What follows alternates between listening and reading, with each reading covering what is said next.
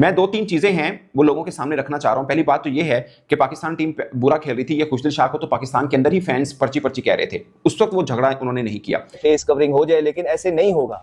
ये face covering जितनी होनी थी आप लोगों की हो गई है। अब हकाइक सबके सामने है, पूरी कौम आपको पहचान गई है, पूरी कौम को पता है कि किसने कौन रॉन्ग नंबर थे, कौन लोग हैं जो रॉन्ग नंबर है। बस अब यही देखना रह गया था, पाकिस्तानी क्रिकेटर्स अपने पाकिस्तानी फैंस से ही भिड़ गए।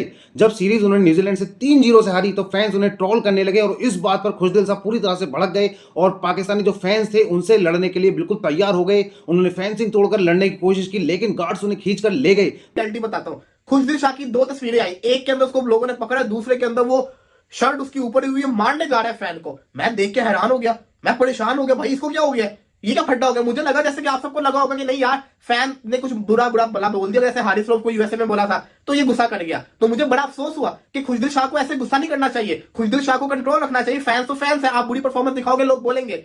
मैंने कहा कि जब तक मुझे पूरी इंफॉर्मेशन नहीं मिलेगी तब तक मैं इस पर बात नहीं करूंगा। जैसे कि ताली एक हाथ से नहीं बजती, 2 हाथों से बजती है, इसी तरीके से खुशदिल शाह को गुस्सा ऐसे नहीं आया। इससे पहले भी वेन्यूज के अंदर पाकिस्तान टीम खेली है, फैंस ने बहुत छेड़खानी की है। आपने वीडियो भी देखी होगी, बल्कि एक फीमेल क्रिकेट फैन थी, उसने अबरार को कहा, भारतीय बजाहिर लगा कि वो भारतीय फैन है, कि आपने शुभमन गिल को आउट होने के बाद यूं क्यों किया था। याद है आपको वीडियो देखी। इसके अलावा भी बहुत छेड़खानी पाकिस्तानी क्रिकेट के साथ फैंस करते रहे, बात भी करते रहे, मगर कोई क्रिकेटर झगड़ा नहीं किया। खुशदिल शाह ने झगड़ा क्यों किया? उस खुशदिल शाह ने जो कि टीम पाकिस्तान की तरफ से खेला ही नहीं है वनडे में। खबरें यहाँ आ रही थी कि खुशदिल शाह की जो वो एक फड्डा हुआ है, एक इंसिडेंट हुआ है, वो क्यों हुआ, क्या बैकग्राउंड है, जिसने किया उसकी नेशनैलिटी क्या है, बहुत सारी चीजें हैं। ये केस कब रिपोर्ट किया गया, क्यों रिपोर्ट किया गया, क्या वजूहात पेश आई, कब टीम मैनेजमेंट को पता चला, कब पाकिस्तान क्रिकेट बोर्ड को पता चला। एक और लन दे दिया है मेरा रिजू, इकट्ठे 3 लन लेके पीएसएल में आ रहा है, क्योंकि या तो विन है या तो लन है।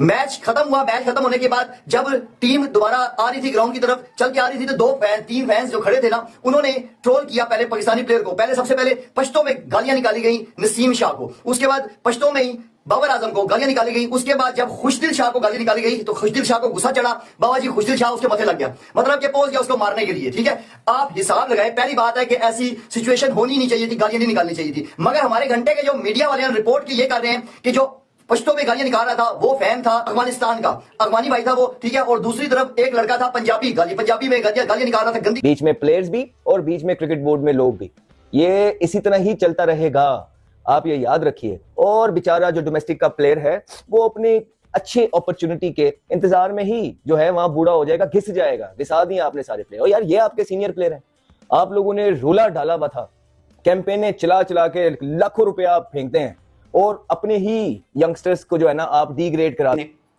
पाकिस्तान सोशल मीडिया के ऊपर बहुत चीजें चल रही हैं, लोग कह रहे हैं कि आप अपनी परफॉर्मेंस को अच्छा कर लो, झगड़े करने की जरूरत ना पड़े, और बला बला बहुत से। हमारे यहाँ प्रॉब्लम पता क्या होता है, पाकिस्तानी क्रिकेटर्स के साथ ही हमेशा बदतमीजी होती है। उसकी वजह पता क्या है, वहां पे जो पाकिस्तानी फैन खड़े होते हैं ना, वो भी ऐसे ही खड़े होते हैं। मैं ये नहीं कह रहा कि वो झगड़ा शुरू करते हैं, बट आपको अपने क्रिकेटर को तनकीद कर सकते हैं, मगर बदतमीजी आप करें या कोई और कर रहा है, बर्दाश्त करना बनता नहीं है। वो आपके पाकिस्तान को रिप्रेजेंट करते हैं। अब मैं आपको बताता हूँ असल में बात हुई क्या है, उसके बाद इस बात को आगे खींचेंगे। इस पर पाकिस्तान क्रिकेट बोर्ड क्या करने जा रहा है वो तो खैर मुझे उनसे कोई उम्मीद नहीं है, विद ड्यू रिस्पेक्ट, बट अभी नारेबाजी क्या है वो मैं आपको बता दूंगा। दोस्तों हुआ ये है कि ये जो झगड़ा हुआ एग्जैक्टली उस मोड़ पर हुआ जब कप्तान रिजवान प्रेस कॉन्फ्रेंस के लिए जा चुके हुए थे। ये उस वक्त की बात है, और आपको पता है खुशदिल शाह खुद खेले नहीं है, तो ये वो खिलाड़ी होते हैं जो पानी वगैरह पिलाते हैं या बाउंड्री के बाहर वाली साइड के ऊपर रहते हैं। अमूमन मतलब ब्रेक आता है तो पानी पिलाते हैं, दूसरी तीसरी चीज़ें होती हैं उनके लिए। तो इनको काफ़ी देर से कुछ फैंस थे, ये एरिया था ना, इसमें इंडियन फैंस भी थे, पाकिस्तानी भी थे, अफगानी फैन भी थे।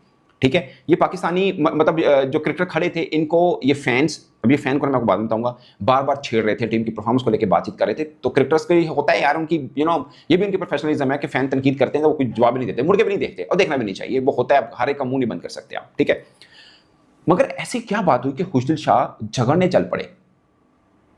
ये बहुत मेन पॉइंट है, इसको समझने की जरूरत है।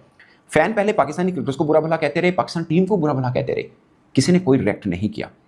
ठीक है, बाद में उस फैन ने पाकिस्तान के ऊपर आकर पाकिस्तान को, मैं कह रहा हूं पाकिस्तान टीम नहीं कह रहा, पाकिस्तान को बुरा भला बोलना शुरू कर दिया। पाकिस्तानी क्रिकेट टीम से यही उम्मीद की जा सकती है। जी हां, वो पाकिस्तानी फैंस से ही भिड़ गए।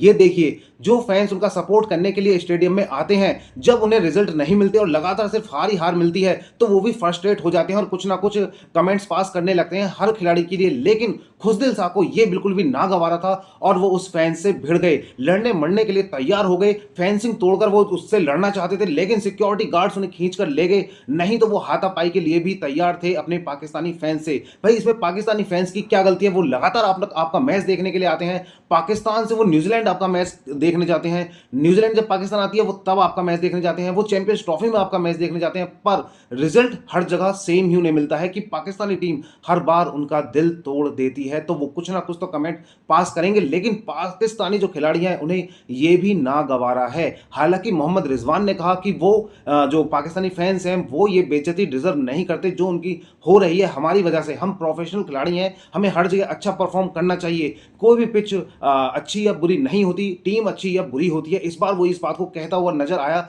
और उन्होंने इस बार ना तो विन और लर्न वाला फॉर्मूला बताया, उन्होंने यही कहा हम बहुत गंदा खेले और हम डिजर्व ही नहीं करते थे कि हम इस मैच को जीत सके या इस सीरीज को जीत सके। न्यूजीलैंड जो टीम थी वो बहुत ही शानदार खेली और वो डिजर्व करती थी कि वही इस सीरीज को जीते।